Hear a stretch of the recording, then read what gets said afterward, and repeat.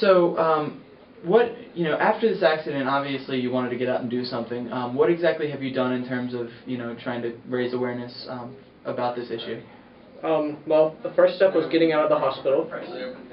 And then, I don't know, after I was out of the hospital, I mean, it was just like immediately from that, like getting home and getting a dinner was like, we need to do something about this because this is wrong. So it was basically me and then my friend Katie Starr and Ben and just all these just kind of close friends that had started, Ben Westcott. We just kind of sat down and started going over what we thought was wrong with the bike laws, like how I got affected in a way and what didn't I know, what are the laws and what needs to be done about them, essentially. Like what situations are we putting bikers in that are putting them at risk and how are we going to go about changing that. And so in the process of that, it's kind of been getting kind of media out there, and this has been great, making a poster and posting that stuff up, and we've been writing letters. We wrote a letter to you, we're writing letters to the president of the school, any congressmen, any representatives, anybody lobbying for bikes, bike clubs, pretty much just anybody that we can get in contact with, because this is an issue that needs to be raised, and if somebody doesn't say something about it, nobody's going to. Right. One of the actually the people that I talked to, who is involved in not only USC but just the way the city and just kind of involved in this movement, right. Was saying that biking lanes are actually a possibility in the next 5 years. Really? And that okay. in the next year they're more focused on getting more bike racks and making campus more accessible. What other suggestions would you have in terms of just making people aware of this kind of thing, just the general public? Right. Well, I mean, awareness is really the biggest thing that we're going to have to tackle because, I mean, bike lanes are, I mean, that's what we're pushing for, and that's the eventual, let's have safety via these bike lanes, let's get racks.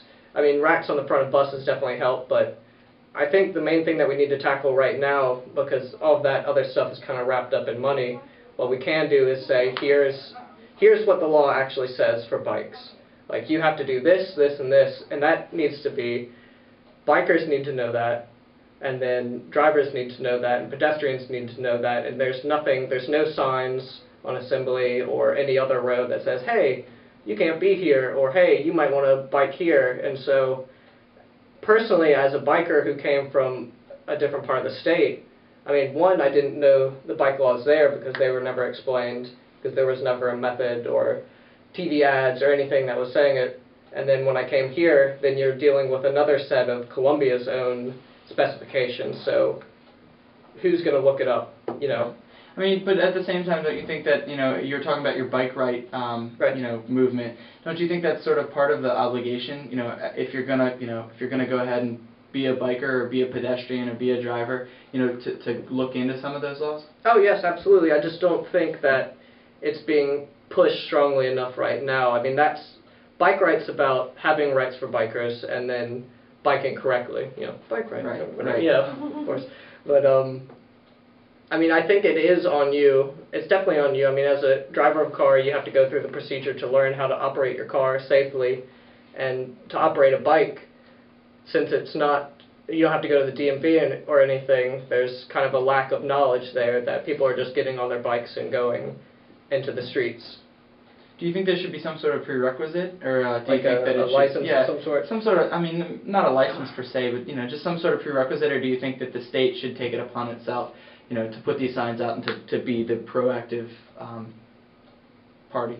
I mean, as much as I think it's on the person to learn what's up, I think it's also, I think the state should really be doing a lot more than they are right now to publicize laws, and I think it is a big issue for the state that they need to do something about to get it out there and get ads somewhere, TV space or something, or PSAs, or, just something that they're not doing right now, because if you don't bring it up to the public's not going to care about it, and then somebody's going to get hit, and then, I mean, that's why I got interested, because I got hit on a bicycle.